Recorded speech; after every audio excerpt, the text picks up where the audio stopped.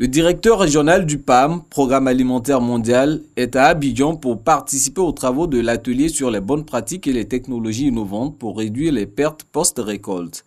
L'urgence d'agir pour contrer ce fléau a meublé ses échanges avec le vice-président de la République, également membre du groupe principal des leaders mondiaux engagés pour le renforcement de la nutrition. C'est un partenariat entre la Côte d'Ivoire et le PAM.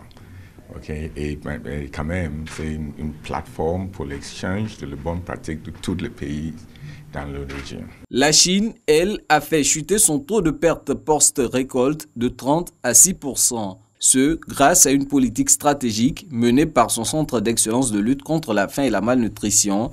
En échangeant avec une délégation de cette structure, il s'agit pour Daniel Cablon-Duncan d'établir une coopération au profit de la Côte d'Ivoire et des autres pays africains.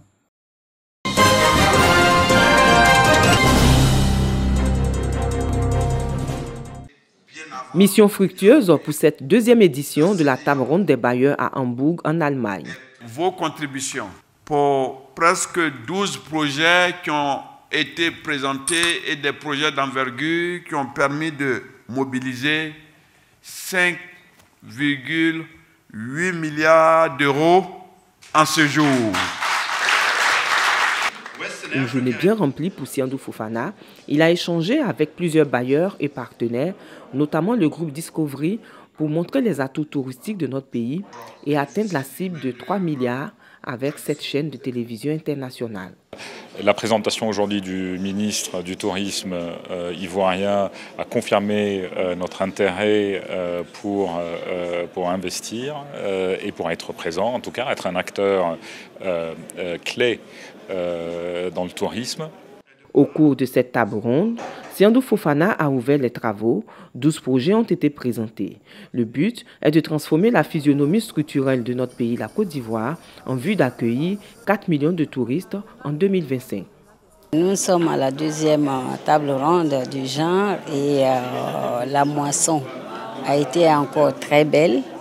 Nous, en tant qu'acteurs du secteur, nous ne pouvons qu'être heureux et honorés et très fiers d'ailleurs de ce nouveau dynamisme que notre ministre insuffle dans le secteur.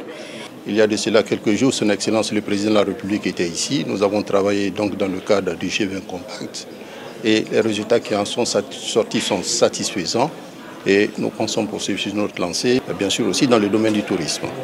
Au thème des travaux de cette deuxième édition des tables rondes, celle de Hambourg a mobilisé 5 milliards 800 millions d'euros.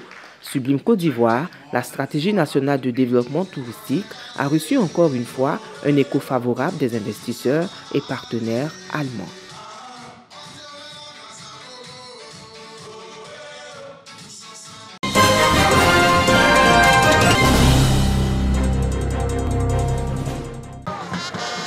Terrain des William Civil dans la commune d'Adjamé. Rassemblement des fidèles catholiques de la paroisse Saint-Kizito. Lieu retenu pour donner le top départ de la procession marquant les festivités du Jubilé d'or. Nous avons beaucoup de choses dans le programme du cinquantenaire, évangélisation, prière. Nous avons même commencé d'abord par un triduum pour que de plus en plus, nous soyons plus ancrés dans la foi chrétienne catholique.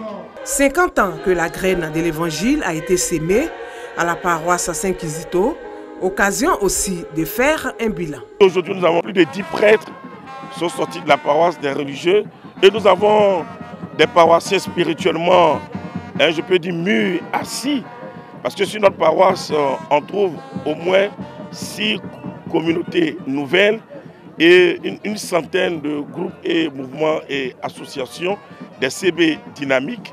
Donc c'est dit que c'est vraiment une paroisse qui gagne en puissance. Une fête qui coïncide avec la célébration de la souveraineté du Christ roi de l'univers.